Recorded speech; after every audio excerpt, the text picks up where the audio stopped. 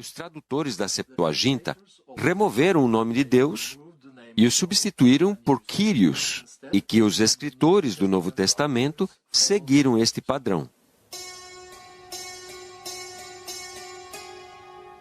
Mas em 1944, essa crença foi provada errada, após serem publicados papiros da Septuaginta sob o nome Fuad 266. Nesse fragmento da Septuaginta, nós encontramos o nome de Deus, Yod-He, Vav-He, em caracteres aramaicos.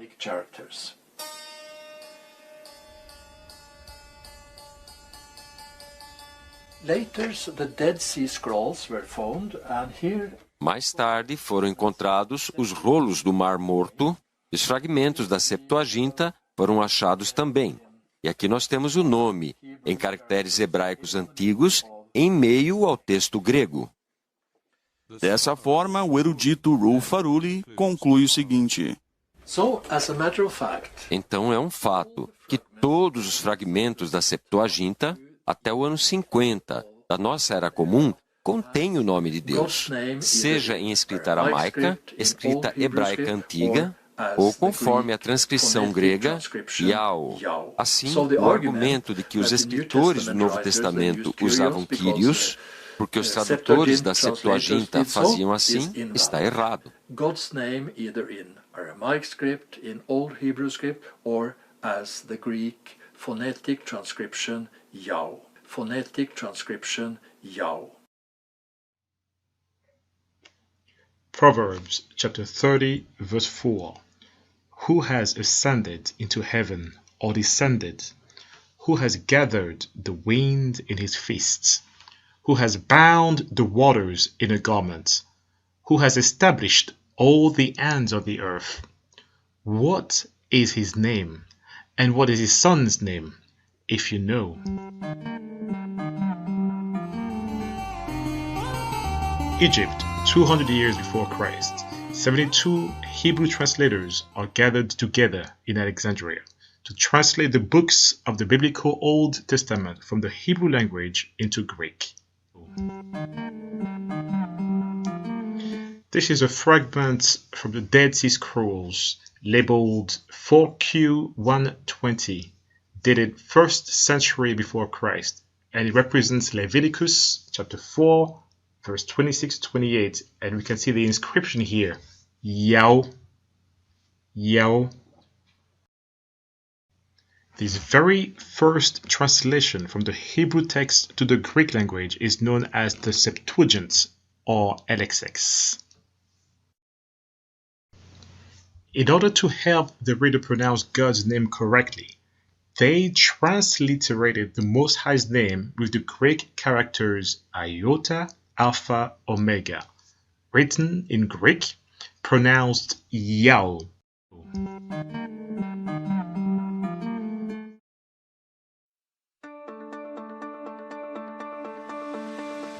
But what does the name Yao mean?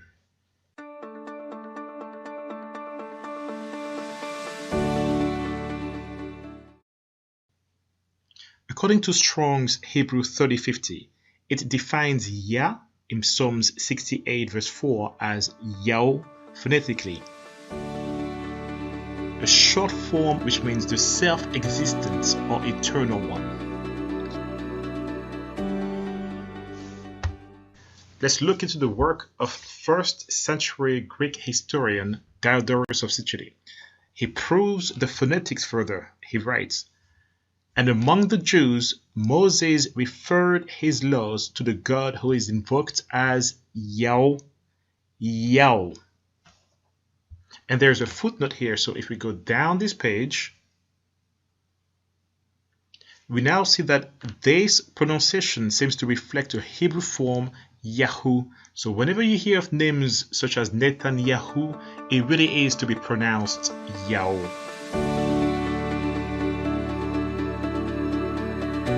So in his days, Diodorus would have heard Hebrews calling their God, pleading to their God, Yao.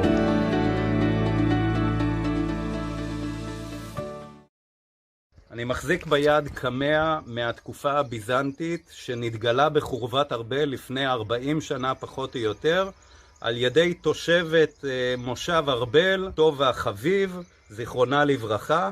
הפריט הועבר לידי רשות העתיקות. הקמע והסצנות שמופיעות עליו מאוד מעניין, ממש מרתק. אפשר לראות בצד הפנים של הקמע דמות של רוכב על גבי סוס, שמקיפה את הסצנה, ובה כתוב ביוונית, האל האחד המנצח את הרוע.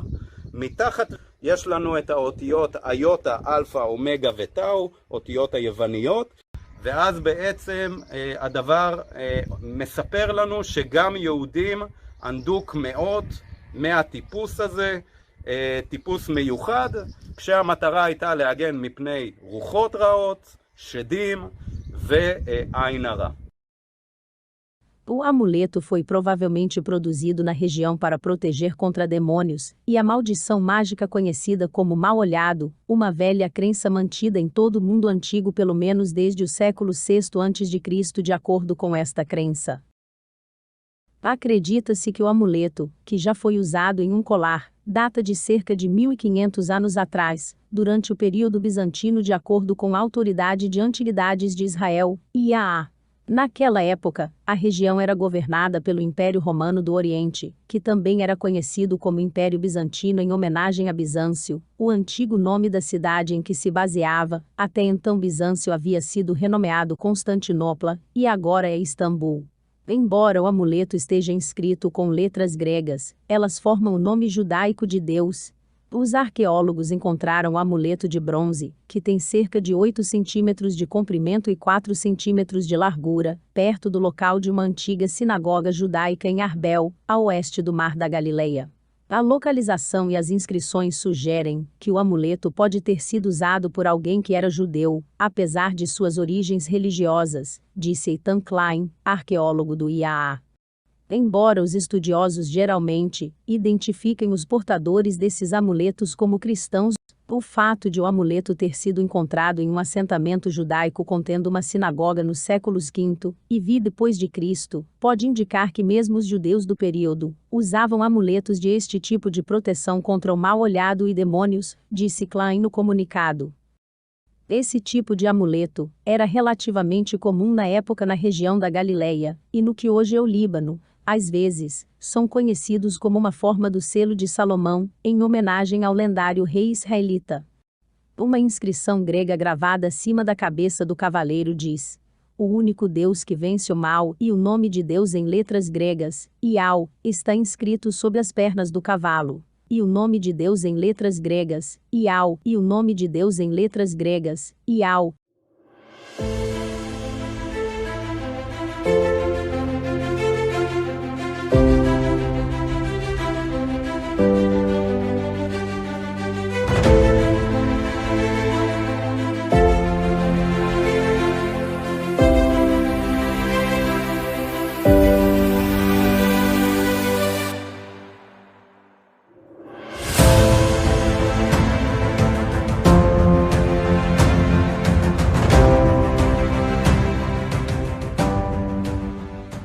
Aqui você vê um trecho de um dos manuscritos do Mar Morto contendo um salmo. Ele está escrito com as letras quadráticas normalmente usadas depois do cativeiro babilônico, mas note que o nome de Deus permanece escrito com os caracteres mais antigos que o copista fez questão de manter como era escrito antes do cativeiro o nome de Deus. O mesmo fenômeno vemos em algumas cópias feitas pelos judeus na tradução da Septuaginta que eu já mencionei. Aqui também está indicado por uma seta ao lado como o nome de Deus foi grafado de modo diferente. Essa versão grega de Símaco leva a crer que outros textos judaicos, além da Septuaginta, também grafavam o nome de Deus com letras paleo-hebraicas, mesmo que o texto estivesse copiado em grego. Mas isso também não é uma uniformidade. Em algumas cópias, o nome de Deus aparece em letras hebraicas quadráticas. Agora, uma exceção à regra parece ser um fragmento do livro de Levítico encontrado também ali nas cavernas de Qumran. Nele, o nome de Deus é transliterado pelas letras gregas Iota, Alfa e Ômega, lendo-se Iau. isto pelo menos em 2 ocasiões. Alguns, com base nisto, pensam e defendem que a pronúncia Ial seria a mais correta e ela estaria mais original que a pronúncia Yehová. Mais tarde, com a introdução da letra J, Yehová acabou virando Jeová, mas isto não significa que esta era a intenção dos copistas judeus, isto é, dizer que Jeová seria a pronúncia correta do nome de Deus. As próprias testemunhas de Jeová, numa afirmação, a meu ver, muito honesta, admitem que o nome Jeová não indica a pronúncia original dos hebreus, mas a escolha deliberada feita pela forma mais comum do nome de Deus pronunciado em língua inglesa. Jeová, embora aceito por causa do costume adquirido de cristãos de assim entenderem o hibridismo entre o tetragrama sagrado e a palavra Adonai, não é necessariamente a pronúncia correta e original do nome de Deus. Hoje nós vamos falar de um achado arqueológico recém-encontrado e ele é chocante. Ele está relacionado com a maldição de Josué. Também ele é o texto hebraico mais antigo já encontrado no mundo e ele contém também o nome de Deus. Vamos falar tudo sobre esse achado arqueológico que está revolucionando o estudo da arqueologia bíblica em tão poucos dias.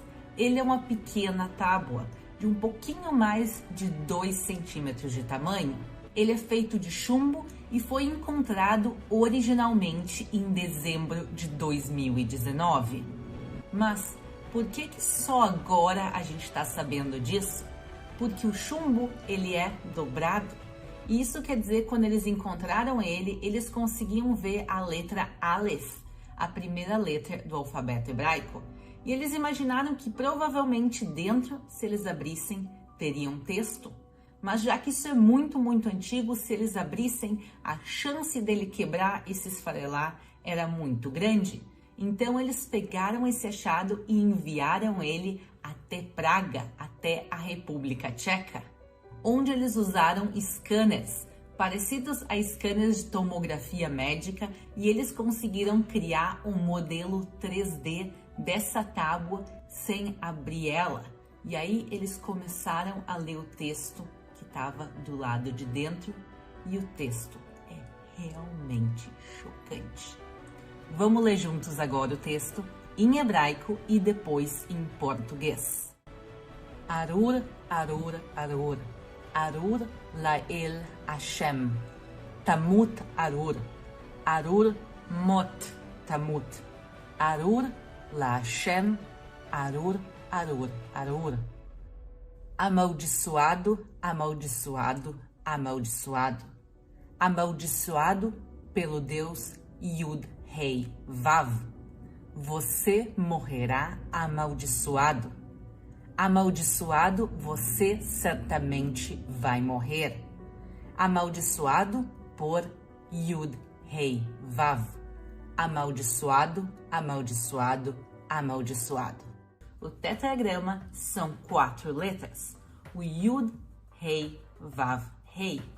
Agora, nesse texto que a gente encontrou, que é quase 400 anos anterior à Estela de Mecha, a versão mais antiga que a gente já encontrou, o nome de Deus, ele não aparece como tetragrama, pessoal. Aparecem só 3 letras dele. O Yud, o Rei e o Vav. O último rei não está escrito nessa pequena tábua.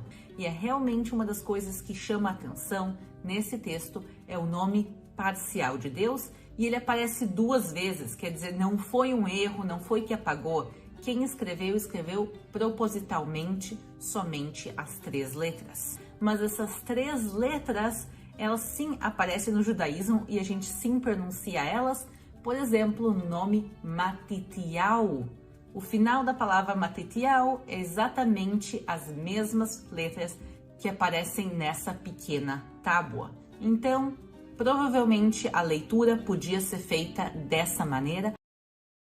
נראה קטן, אבל דבר זעיר כמו זה היה אחד הממצאים הארכיאולוגיים המרגשים ביותר בירושלים. זוהי טביעת חותם, בולה, של אדם בשם גמריהו בן שפן, המוזכר בספר ירמיהו כסופר המלך. הבולה של גמריהו התגלתה לצד עשרות בולות נוספות ממש כאן, ועוררה התרגשות עצומה. 25 שנה לאחר מכן, שם למעלה, נתגלתה טביעת חותם נוספת. כשפענחו אותה החוקרים, הם מצאו להפתעתם שם נוסף המוכר מהמקרא, יהוכל בן שלמיהו. הממצא המיוחד הזה מחזק את ההשערה שלפיה אזור הארמון היה סמוך לכאן, אולי בראש קיר התמך הזה. סופרי המלך, ואולי גם המלכים עצמם, עשויים היו לעבור ממש כאן. על הקיר הזה אולי נשען המלך חזקיהו, ועל הרצפה הזאת אולי צעד הנביא ירמיהו.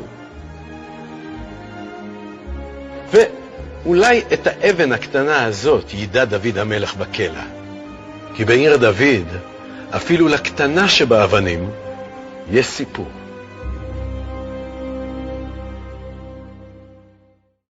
Qual é o nome de Deus em hebraico? Existe Jeová, Javé em hebraico?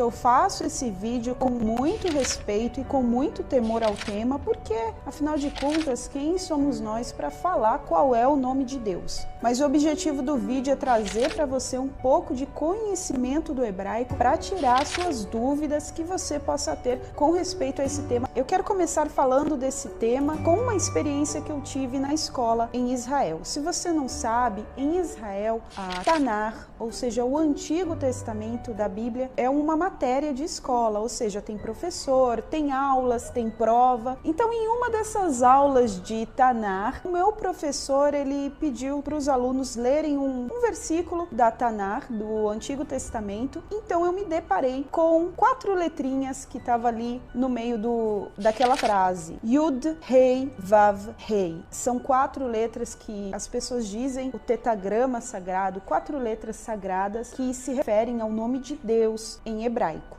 Agora, a única palavra que na Tanar ou no Antigo Testamento não tem vogal é o nome de Deus, ou seja, essas 4 letrinhas Yud, Rei, Vav, Rei. Você se pergunta, tá bom, mas da onde veio Jeová? Da onde veio a palavra Javé? Eu não vou me aprofundar nesse tema porque já existem vários estudos, vários vídeos falando sobre isso, mas o fato é que pegaram essas letras, essas 4 letrinhas, colocaram vogais nelas, colocaram sinais, adicionaram uma letra J e daí vieram esses nomes que para mim são adaptações linguísticas. E sobre o nome Yah ou sobre o nome Yahweh, esse seria o nome de Deus? Na verdade, você que não está familiarizado com esse nome, os profetas carregam essas terminações no nome deles. Por exemplo, Elias, que em hebraico é Eliau, Isaías, que pode se chamar Yeshayahu ou Yeshayah, Yarmiá, que é Jeremias ou Yarmiau. Essa terminação Yah, Yau, é uma referência ao nome de Deus.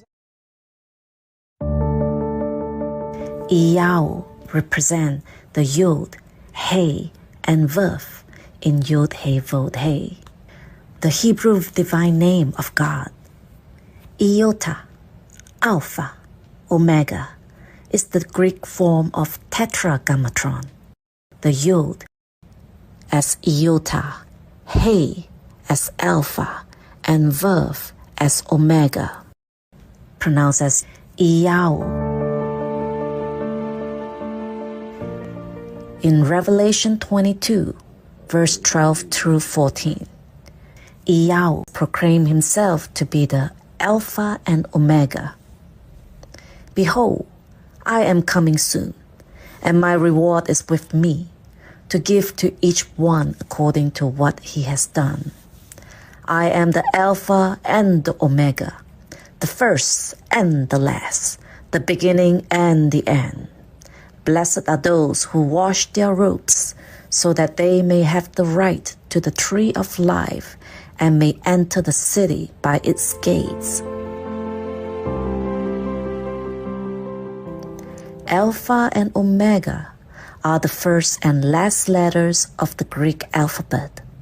Among the Jewish rabbis, it was common to use the first and the last letters of the Hebrew alphabet to denote the whole of everything, from beginning to end.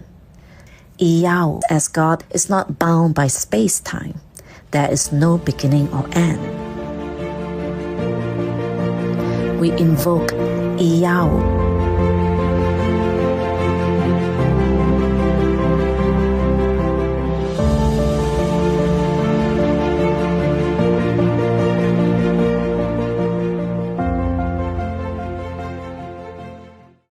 C'est-à-dire que le nom divin, donc tétragramme, qu'on va préciser après comment est-ce qu'il doit être prononcé, se rencontre très fréquemment dans le texte des Écritures, ce qui montre à quel point il est important pour celui qui le porte.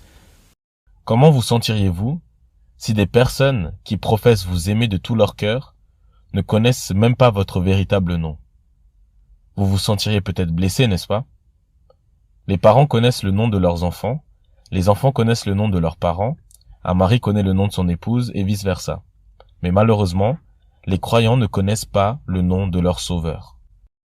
Par exemple, si je rencontre quelqu'un et que je pense que cette personne s'appelle Alex, mais qu'en réalité il s'appelle Maxime. Si au début je l'appelle Alex, en pensant que c'est son véritable nom, il me répondra par politesse et parce qu'il sait bien que je fais référence à lui, car je suis dans l'ignorance de son véritable nom. Mais lorsqu'on apprendra à se connaître et que l'on passera du temps ensemble, il me dira « Tu sais, mon véritable nom n'est pas Alex, mais c'est Maxime. » Je pense que vous avez compris l'exemple. Le yod et le he sont la contraction du nom du Père. Donc le nom du Père, c'est le tétragramme yod, he, vav, he, YHWH.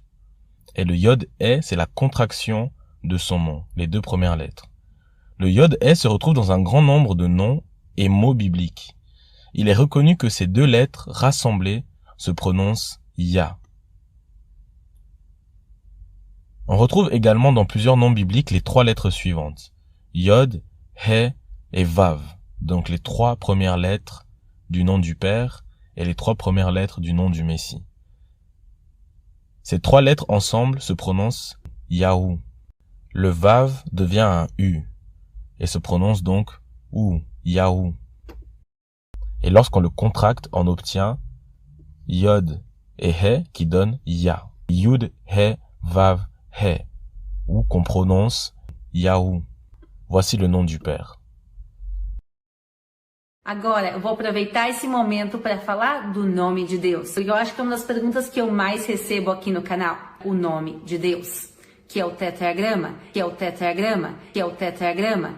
O nome Mateus vem do hebraico e ele se pronuncia Matitial. E ele se pronuncia Matitial. Matitial é a junção de Matanat, que é presente, com parte do tetragrama. Matitial é a junção de Matanat, que é presente, com parte do tetragrama. Com parte do tetragrama, que é o nome que eu comentei. E por isso, juntando, fica Matitial, que é presente de Deus. That this is the seal impression of Isaiah the prophet. Consider, first, it is indisputable that this seal is inscribed with the Hebrew name for Isaiah.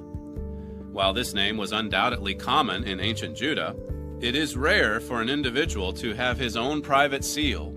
Only important officials or royalty bore their own private seal, so whoever this Isaiah was, he was important. Second, the position of the text in relation to the outer edge of the bulla suggests that there is space in which added lettering would almost certainly have existed. Third, consider too that there are only three potential options for the identity of the missing letter in Navi. The most logical and the most natural explanation is that it was an aleph. With an aleph, the word Navi means prophet. Among all the bullae from the excavation, this bulla was impressed by the seal of Yeshayahu Hanavi, Isaiah the prophet. Yeshayahu, Yeshayahu, Yeshayahu.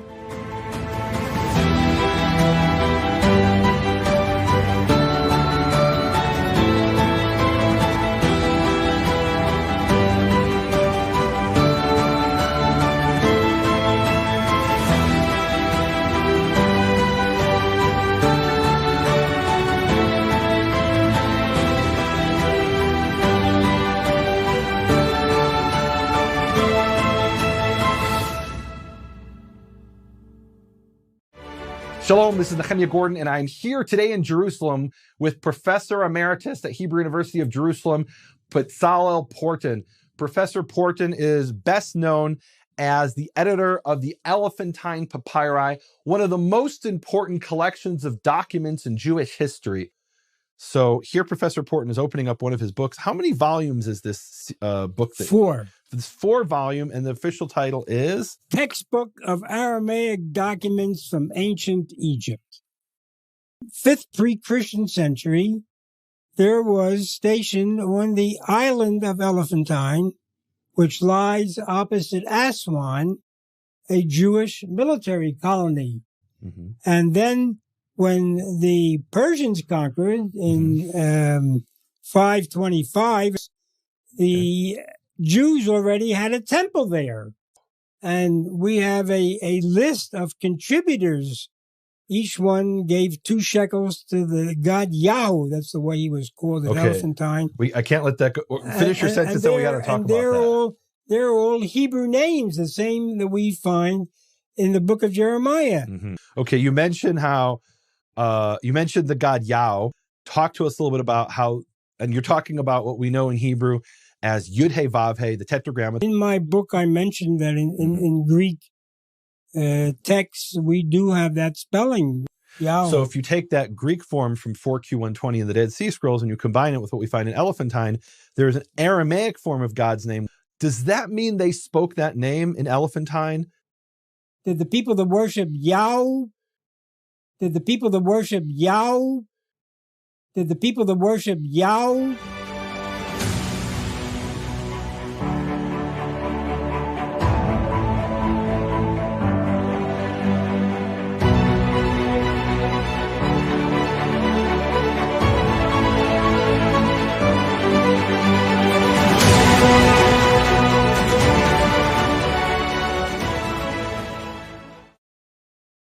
אני נמצא בחפירות חניון גבעתי שבעיר דוד, בגן לאומי סובב חומות ירושלים. מתנהלות כאן חפירות ארכיאולוגיות בניהול אוניברסיטת תל אביב ורשות העתיקות. ואני מחזיק ביד חותם שכתוב עליו בכתב עברי קדום, שם של אדם, עקר בן מתניהו, עקר בן מתניהו, מתניהו, מתניהו, מתניהו. הוא התגלה כאן, בתוך החדר הזה, בתוך החורבן, נמצא מאוד מרגש ומאוד יחידאי, בטח כשהוא מגיע בהקשר. זה לא מקרה שהחותם נמצא במבנה שנמצא כאן, אנחנו בעצם בשיפולים המערביים של שלוחת עיר דוד, החל מאמצע תקופת הברזל, איפשהו במאה השמינית לפני הספירה. המרחב הזה הופך למרחב המרכזי של העיר. In archaeological excavations we conducted in the Ophel area, we found a most unique item, that is the private seal impression of King Hezekiah. This is the first time that such an item is found ever in archaeological excavations. This is so tiny, it's just 1 centimeter, and it was found during the wet sifting. It's a system that makes it possible for such an item to be revealed, otherwise it's so easily get lost. And we can see very easily the name of King Hezekiah, the symbol that he chose to put on his seal impression, means the sun disk with wings and symbol of life on both sides of the wings. And of course, this is a seal, private seal of the king, that most likely held by the king and by nobody else. And we found it. We found it in a royal quarter. That means that we get as close as possible, tangible as ever, to King Hezekiah himself.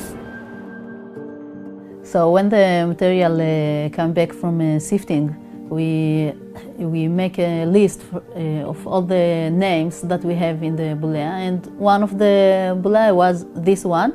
We read in the initial reading, לחזקיהו מלכיהו, לחזקיהו מלכיהו, לחזקיהו מלכיהו, לחזקיהו מלכיהו.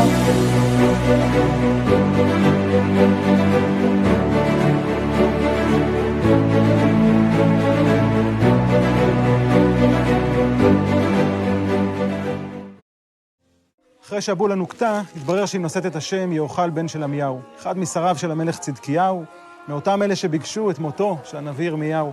להחזיק את הבולה הקטנה, הסנטימטר הזה ביד, לפני 2600 שנה, לפתוח את התנ"ך בירמיהו ל"ז, ירמיהו ל"ח, לראות יוכל בן של עמיהו, בן שובי, יוכל בן של עמיהו, זה אותו אדם. אחד המקרים הבודדים שאפשר באמת להחזיק את התנ"ך פתוח, להחזיק ממצא ביד השנייה ולראות שזה אותו אדם. זה פשוט חוויה מדהימה, מרגשת.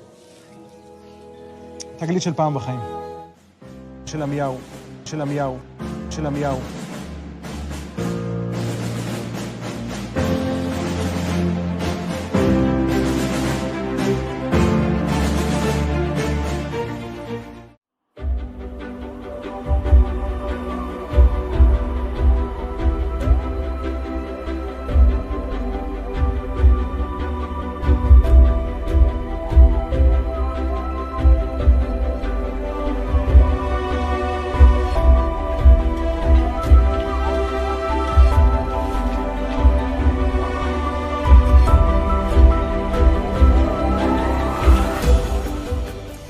כתובת בכתב עברי קדום שנמצאה על קערת חרס באזור מעיין הגיחון היא עדות נוספת לשלטון היהודי בירושלים בימי קדם. הכתובת שנתגלתה במהלך חפירות של רשות העתיקות משויכת ככל הנראה לזמן שבין מלכות חזקיהו לחורבן ירושלים בימי המלך צדקיהו. עדיין לא ברור מה משמעותו.